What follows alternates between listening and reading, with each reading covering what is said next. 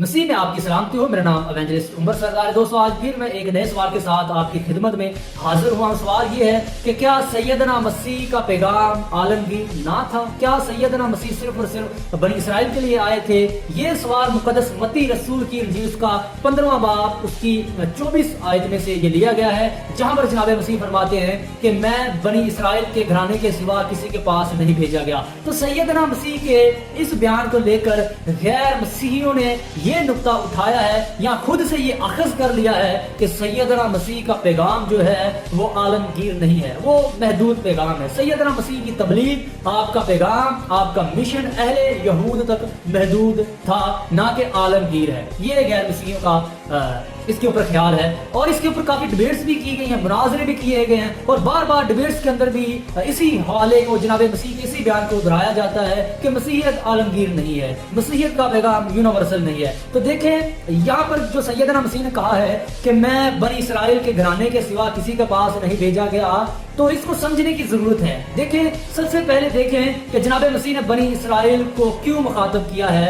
और जनाब मसीह क्यों कह रहे हैं कि मैं बनी इसराइल के घराने के सिवा किसी के पास भेजा नहीं गया। दर हकीकत इसका कॉन्टेक्स्ट ये है कि सामने गैर कौम की औरत खड़ी है शिफा की दरख्वास्त लेकर कि जनाब आप मेरी बेटी को अच्छा कर दीजिए, और दूसरी तरफ सारे सिनेरियो को सहाबा कराम देख रहे हैं और सैयदना मसीह कहते हैं कि जनाब इस खातून को रुखसत कर दीजिए क्योंकि ये बेचारी रो रही है, गिड़गिड़ा रही है, हमसे देखा नहीं जाता, इसे शिफा दीजिए, इसे रुखसत कर दीजिए। तो सैयदना मसीह अपने सहाबा कराम को फरमाते हैं कि मैं बनी इसराइल के घराने के सिवा किसी के पास नहीं भेजा गया। तो देखें, बनी इसराइल को मुखातब करने का मकसद यहाँ पर यह था क्योंकि पुराने अहदनामा के मुताबिक बनी इसराइल को खुदा ने दुनिया के लिए नूर ठहराया था। खुदा ने एक मिशन बनी इसराइल को सौंपा था, एक मिशन के लिए खुदा ने बनी इसराइल को मुकर्रर किया था कि खुदा की नजात गैर कौमों तक पहुंचे। जब आप पैदाइश की किताब उसका 12वां चैप्टर पढ़ते हैं तो खुदा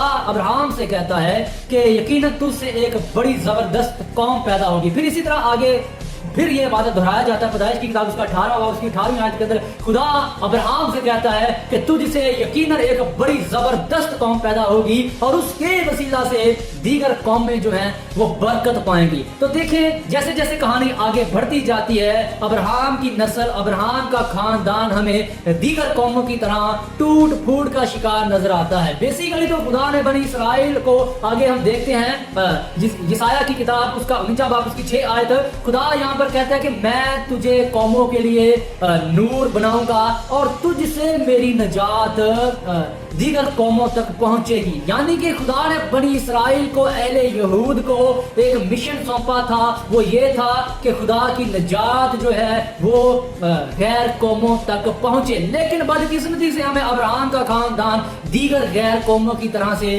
टूट फूट का शिकार नजर आता है। वो खुदा के मिशन में फेल हो जाते हैं, वो नाकाम हो जाते हैं, वो दीगर कौमों की तरह से बिगड़ जाते हैं, वो अपना चाल चलन बिगाड़ देते हैं, वो खुदा के मिशन को आगे लेकर नहीं जाते। उन्होंने खुदा के मिशन को वहीं पर रोक दिया, महदूद कर दिया। लेकिन यहाँ पर जब बात आती है सैयदना मसीह के बयान की कि मैं बनी इसराइल के घराने के सिवा किसी के पास नहीं भेजा गया, तो भाई यहाँ पर बात अहमियत की है, पहल की है कि पहले बनी इसराइल को मुझे ठीक कर लेने दो, क्योंकि बनी इसराइल जो थे इनको मिशन जो सौंपा गया था ये उस मिशन को आगे लेकर नहीं जा रहे थे। ये दूसरी कौमों के लिए भी रुकावट का बायस बने हुए थे। ये दूसरी कौमों को भी खुदा के पास आने से मना कर रहे थे और ये कह रहे थे कि खुदा हमारी प्राप्ति है, खुदा हमारा खुदा है, ये किसी और का खुदा नहीं हो सकता। ये दूसरे लोगों को हैकल तक भी नहीं पहुंचने देते थे। तो दर हकीकत सैयदना यहाँ पर मसीह ये कह रहे हैं कि मुझे पहले बनी इसराइल को ठीक कर लेने दो। ये ऐसा ही है कि जैसा कि किसी इंसान का, किसी आदमी का एक्सीडेंट हो गया है, उसको शदीद चोटें आ गई हैं, दिमाग पर भी आई हैं और टांगे भी टूट गई हैं, तो डॉक्टर सबसे पहले क्या करेगा?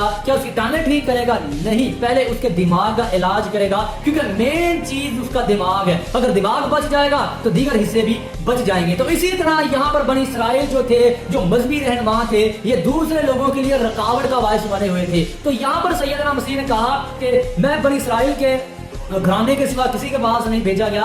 तो इसका मतलब ये है कि पहले बनी इसराइल को ठीक कर देने दो, पहल की बात है। तो ये नहीं है कि सैयदना मसीह कह रहे हैं कि मैं सिर्फ और सिर्फ बनी इसराइल के लिए आया हूं, नहीं।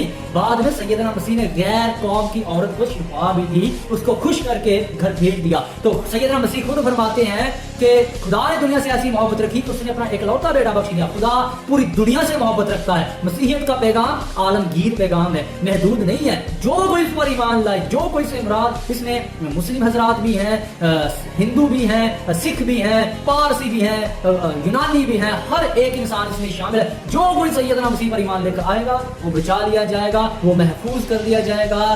तो आगे फिर सैयदना मसीह कहते हैं कि इस इंजील के पैगाम को गैर कौमों तक लेकर जाओ। सामरिया, यहूदिया, यरूशलेम, यहूदिया गैर कौम का इलाका है, किस पैगाम को आम कर दो, पूरी दुनिया में लेकर जाओ। हम देखते हैं किस तरह सैयदना मसीह गैर कौमों को शिफा देते रहे हैं, उनके साथ खाते पीते रहे हैं, उनको अपनाइयत का एहसास देते रहे हैं कि खुदा गैर कौमों का भी खुदा है, उनको भी बचाता है। तो सैयदना के इस बयान को लेकर आप गलतफहमी का शिकार मत हो कि सैयदना मसीह का पैगाम आलमगीर नहीं था, वो महज बनी इसराइल के लिए आए थे। नहीं, बात पहल की है कि पहले अहमियत बनी इसराइल को दी गई है, क्योंकि जनाब मसीह का मिशन जो था वो लोगों को बचाना था। तो मिशन के अंदर पहले अहमियत बनी इसराइल को दी गई है। तो किसी तरह का भी कोई तजाद नहीं है जनाब मसीह के बयान में, बस इसको समझने की जरूरत है। अगर आपके दिलो दिमाग में और भी कोई सवाल है मसीह अकीदे के मतलब या सैयदना मसीह की ज़ात के मतलब या खुदा के कलाम यानी बाइबल के मतलब, तो आप हमसे कर सकते हैं। हम आपके सवाल का मुनासिब जवाब देने की कोशिश करेंगे। बाइबल का